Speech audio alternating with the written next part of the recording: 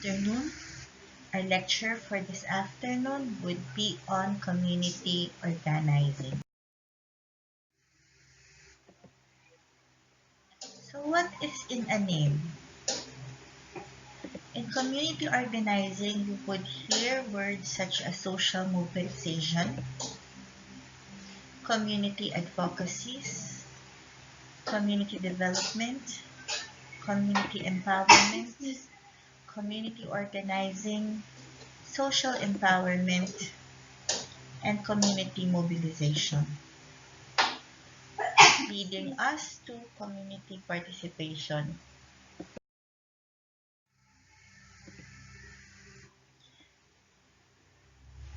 So why is there a need for community participation in healthcare?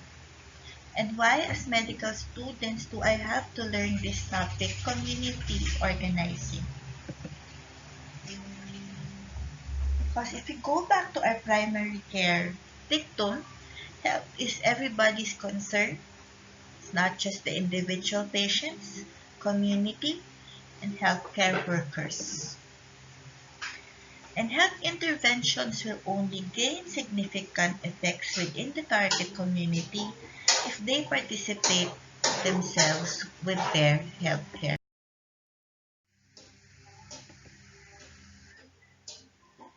Health in the hands of the people.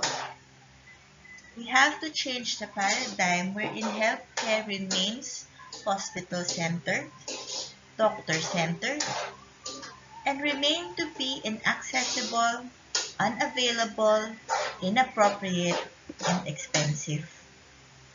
The absence of professional healthcare providers, especially in the countryside, is also of concern. So this leads to our main problem, how to elicit significant community participation in primary health. So we go back to the Philippine Primary Healthcare Declaration, and a part of it says that it requires and promotes maximum community and individual self-reliance and participation in the planning, organization, operation, and control of primary health care, making fullest use of local, national, and other available resources, and to this end develops through appropriate education the ability of communities to participate. There are stages of healthcare delivery wherein the community can and should participate. We should involve the community in planning,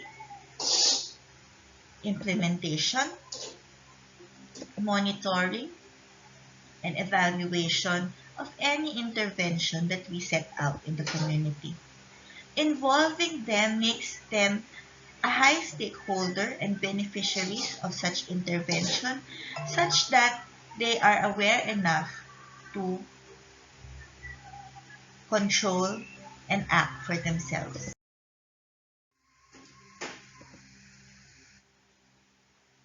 So the partners in a typical health project would be the agencies, the NGOs, or health professionals,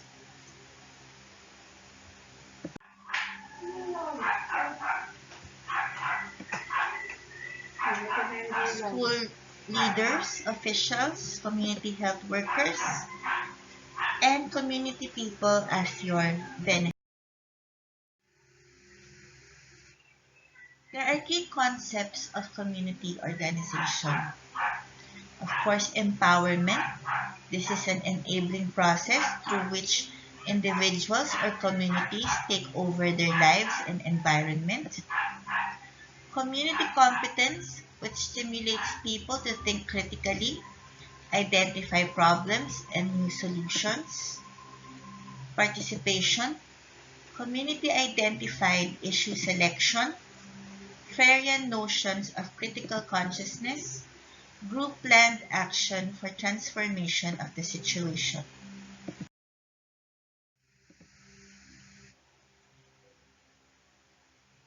So Freire was a strong voice for community mobilization, and he values of a dialogue approach in which everyone participates as equals and co-learners to create social. So who should actively participate? Ideally, at the level of the beneficiaries, everyone should participate, and that is the most challenging part. Community-empowered communities are characterized by resource sharing, collective problem solving, influence on the larger social system, and the ability to obtain equitable resources. So how to evaluate methods? So this is community diagnosis. So this is a method of assessing a community's needs and characteristics that takes into account its social dynamics and other factors affecting internal problem-solving capacity.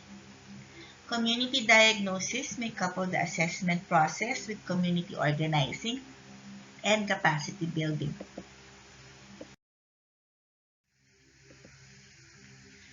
Community mapping is mapping the assets of a community diagrammed in primary, secondary, and potential building blocks according to their source and locus of control. So what is community? It's a long-term approach where the people affected by an issue are supported in identifying problems and taking action to. So there is individual versus collective action, and we look at collective solutions. Large numbers of people who engage in solutions that impact even more people. These people usually live in the same neighborhood, town, or block. This would ensure maximum participation.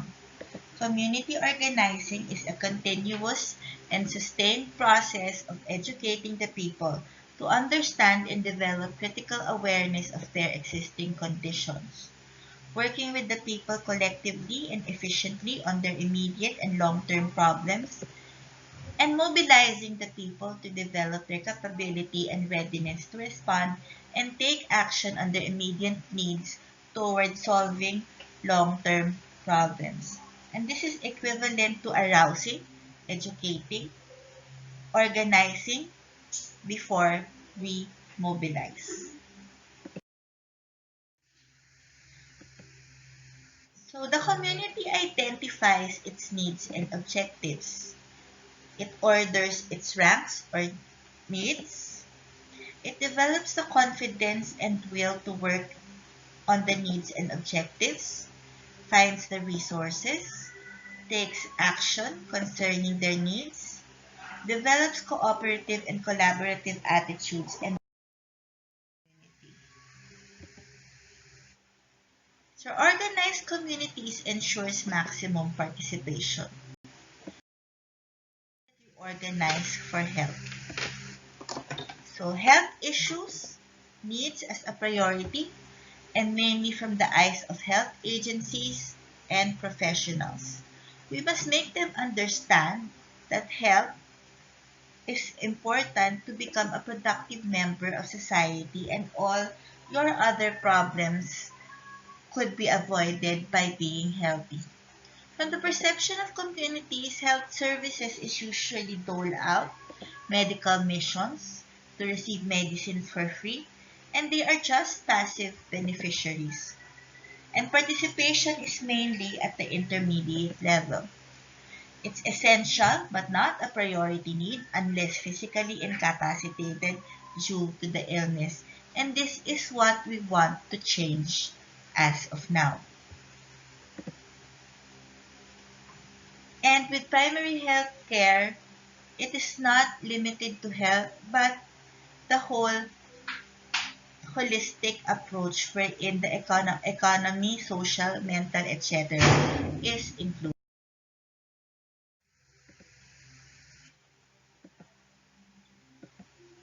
So organizing for health could also be achieved by True health, it's more comprehensive and could address economic, political, cultural, and social problems as well. It recognizes that health is essential, but there are more immediate and pressing needs of the community and community members. These are principally economic issues, and communities are not only as recipients of health services, but communities in need of a more encompassing community. So, good organizers possess the following qualities. And this is to ensure that you are flexible and adaptable in different situations, ready to talk to different personalities so that it ensures.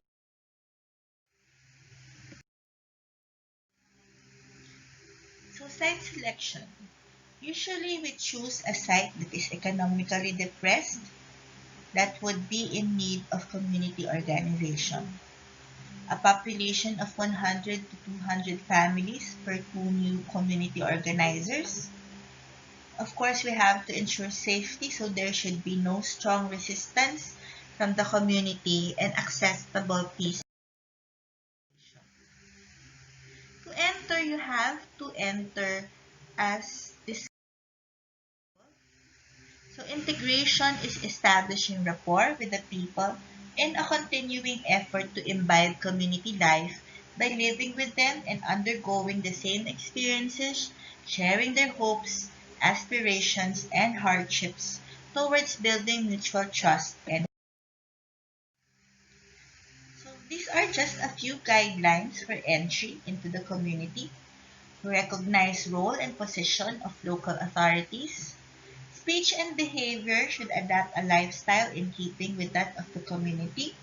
Choose a modest dwelling and avoid temptations. So you could either participate in directly productive activities of the people. If they are farming, you help. The women do weaving, you help. Conduct house-to-house calls and chores. So you have to do community study. And we have our appreciative inquiry, and it is discovering what is currently working, what are your aspirations, what should be, and what will be. In healthcare, it's quite hard because we were trained to have ask what's the chief complaint. And it is also parallel to the paradigm shift that we are working, that we do preventive medicine. And you what work so that before a problem occurs, you already are anticipating it. Then we spot. So turn out goals and calls. So like it or not, if you invite 50 people in the community, you'll need to invite about 500, 800 to contact, and only 50 would show up. To find a leader even out of the 400 contacts and the people you talk to, only one would continue and develop. And what's the criteria of a good community leader? Should be productive, well respected by the community, capable of working for change, conscientious, resourceful, and is able to communicate. You found your leaders, you make your strong group. So this is a strong people's organization by bringing together indigenous leaders capable of exchanging knowledge and insights towards a deeper understanding of. Could we form an organization that will facilitate participatory and collective action on. So this would ensure maximum participation of the members, control, and collective leadership. So usually we would do a general assembly first, Then Council of Leaders form the Executive Committee and then have. Then we mobilize the group into working towards their goals to solve problems confronting the community in order to build and strengthen the people's self-confidence spirit.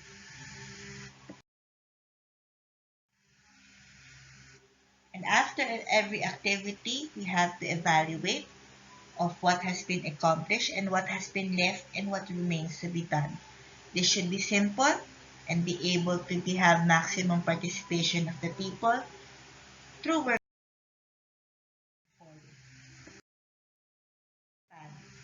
They provide support and services to the communities by establishing linkages with other agencies and sectoral groups. It includes plans for long and short-term programs and regular monitoring. So these are the 6 stages of effective community organizing: assessing the community, create an action team, develop an action plan, mobilize to action, implement, and so this is an example of an NGO, Save the Children, and what they do. So the following is just the Philippine experience, origins of community organizing in the country. So there are various doctors before us who have led the transition to primary care. And this is mainly because in the 1970s, martial law was in effect, so community-based health programs emerged after they began to question government's healthcare. And their focus was in rural communities. I'm sure in India, counterpart of these movements aiming to provide healthcare because primary healthcare is a global framework in which we could follow and our would never be disadvantages and it's never so that we could be, each of one would be a partner in healthcare. So capability building not only entails encouraging the community to be active in their participation in healthcare delivery. It also entails for us physicians, health professionals to be active participants in efforts. So it is never structured. So we build on what we have, and it's a long, tedious, complicated process, but it's the essential processes as we place back help into the hands of the people. Thank you. So let me end with this. So if you give someone a fish, they eat for a day. You teach someone to fish, you can feed themselves until the waters culminate. If you teach someone to think critically, then whatever the challenge, they can organize with their peers and stand. Thank you for listening to this lecture. Please subscribe to our channel for more lectures on preventive medicine and community health.